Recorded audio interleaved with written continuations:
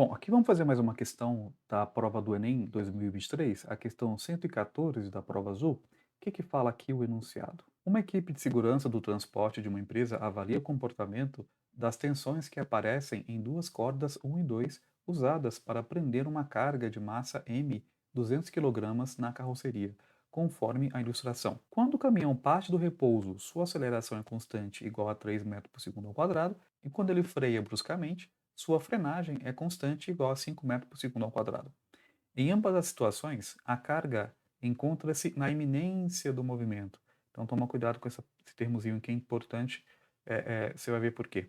E o sentido do movimento do caminhão está indicado na figura. O coeficiente de atrito estático entre a caixa e o assoalho é igual a 0,2. Considere a aceleração da gravidade igual a 10 metros por segundo ao quadrado, as tensões iniciais das cordas igual a zero, e as duas cordas ideais, ou seja, a massa da corda é desprezível. Nas situações de aceleração e frenagem no caminhão, as tensões nas cordas 1 e 2 em Newton serão de quanto? Então, aqui é um probleminha típico de que a aplicação da lei de Newton, lembrar da força resultante igual a massa vezes aceleração e lembrar que o problema tem atrito, tá? Mas não é só isso, né? Eu acho que esse problema aqui do Enem 2023, essa talvez eu considero como sendo a mais difícil, né? E você vai ver por quê. Então, vamos lá, né? Então, como é que a gente calcula aqui, no caso, as trações do fio 1 e do fio 2?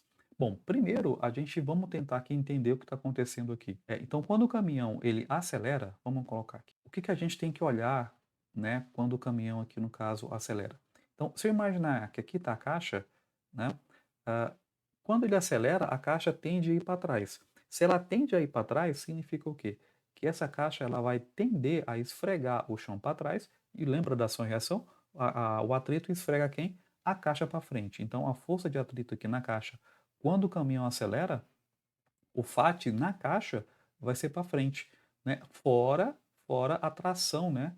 Aqui do fio 2, né? Na caixa. A tração no fio 1 vai ser quanto? Vai ter tração aqui no fio 1? Aí que está o X da questão. Não vai ter.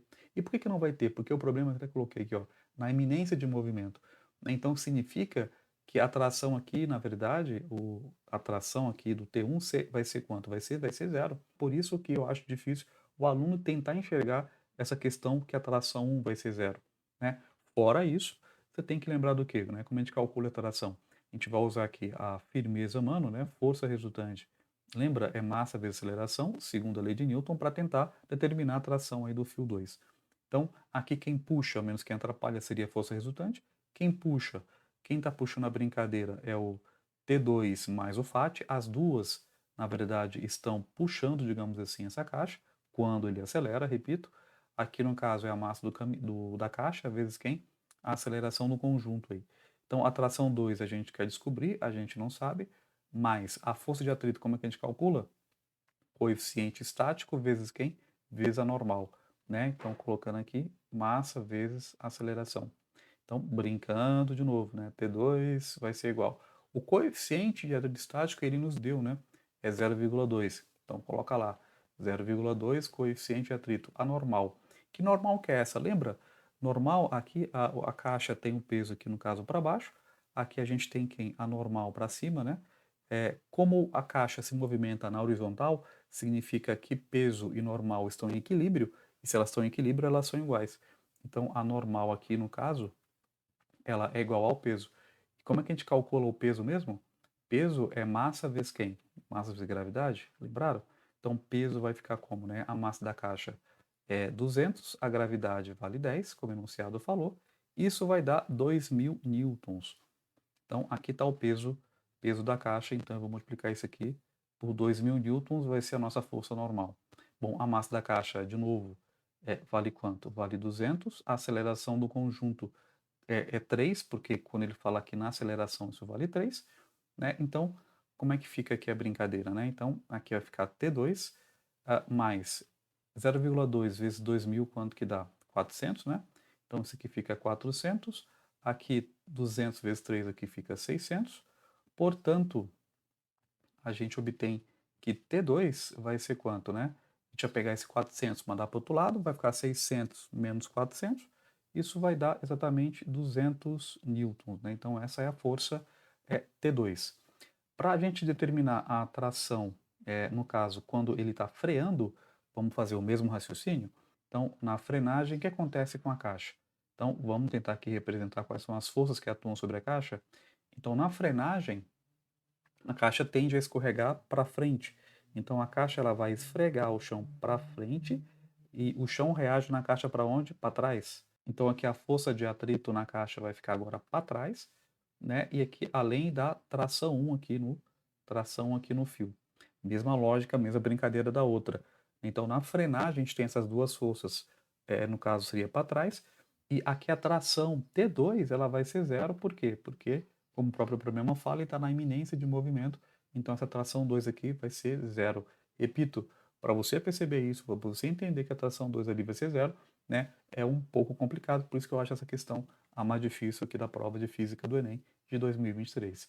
Mesma brincadeira, a gente vai calcular como, né? Força resultante igual a massa vezes aceleração, segundo a lei de Newton. Então, aqui, as duas aqui no caso puxa, aqui no caso ninguém atrapalha. Então, como é que fica, né? Vai ficar T1 mais o FAT.